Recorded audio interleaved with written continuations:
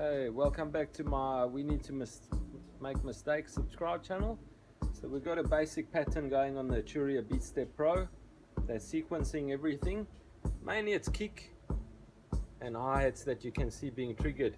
Because today we're talking mainly about synthesis on the Moog Sub 37, which to me started out very daunting because there's so many different schools of thought, so many different ways of understanding. So we'll start from the right,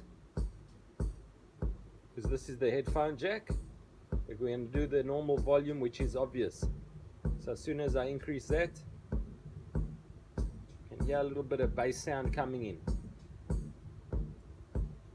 Then you'll see that the three here, sync, loop, latch on, sync, loop, latch on. Those are on because for me, it creates a bit of a loop where instead of a pulse, just one sound, the pulse sound keeps repeating itself.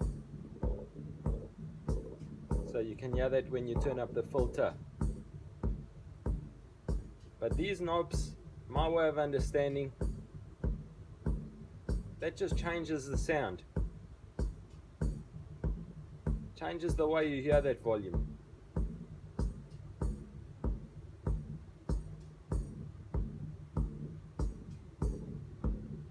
Then the filter cuts some of that volume. And then things like the resonance can bring out those sounds which are accentuated through the envelope generators and the knob shifts, which I'm doing now. So my way of understanding this is just, this changes the sound. So resonance, they say, gives a bump in the frequency which the filter cutoff cuts, but the resonance bumps it up.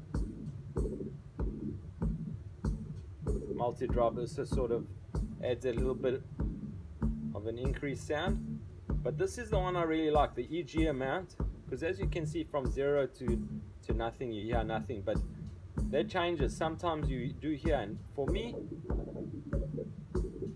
here's where I can really hear that electronic signal through the EG amount.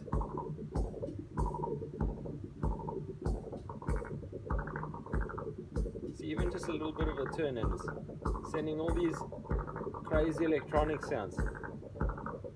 And then we can go back even to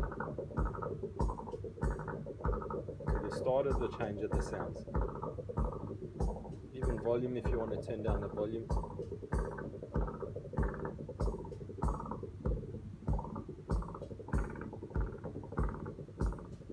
Oscillators.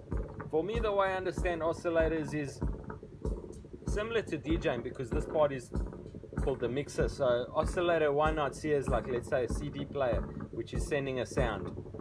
Then your sub is where it's more like a low sound. So I'd see that as more like a turntable being mixed in. And then the oscillator 2 is another CD. And through reading a lot of the tutorials and watching a lot of the channels on YouTube, I got to understanding that there's a ratio of, let's say, like a quarter, which has got to be the sub. So the oscillator 1 would be 4 times the amount. So let's say we're on 8 on the oscillator 1, the sub would mix in nicely at about a 2. And then the oscillator 2 would be similar, because you don't want these sounds to overpower each other. Then noise is like another channel.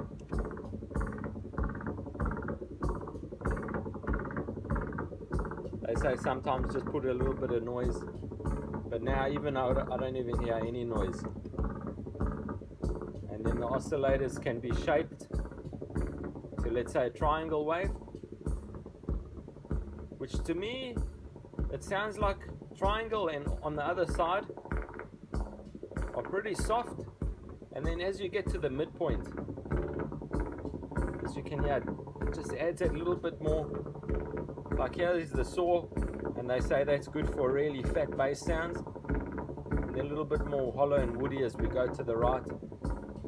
But you want to find that in the middle what you like. And then your octaves, 16 would be your deep, 12 would be your, 16 is your deep, and then your high pitched is your 2.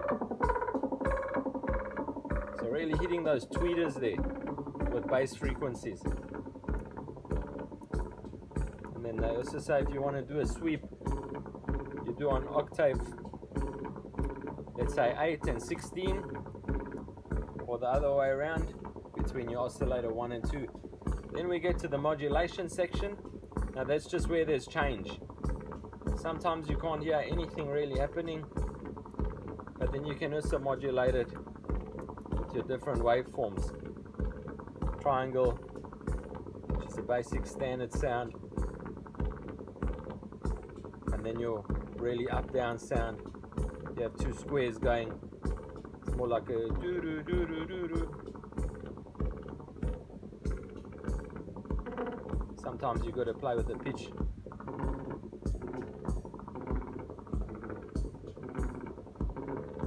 Or the amount of filter cutoff that's being applied. Then you get the glide section. That's just how the sound travels in between note to note of you pressing them.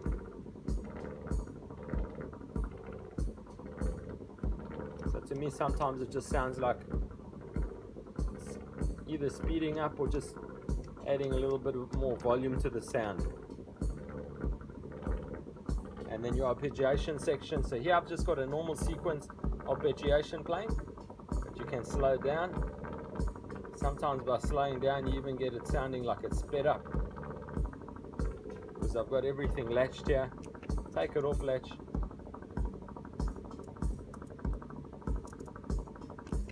Back to latch. Now I've gone in the -1 range.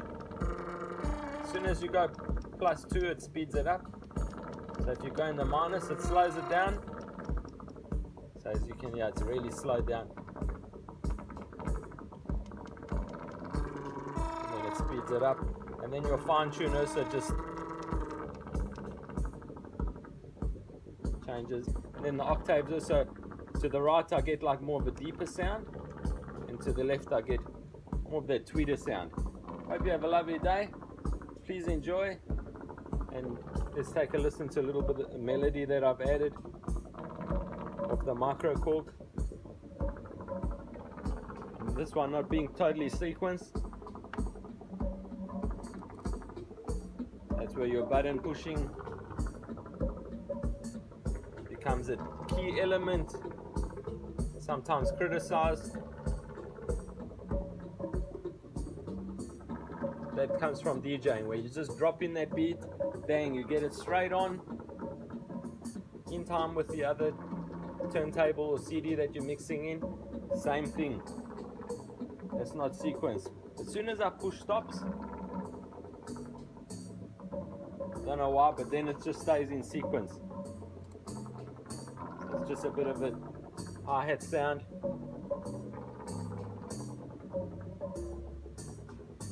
Gonna bring that kick back, just like in a track.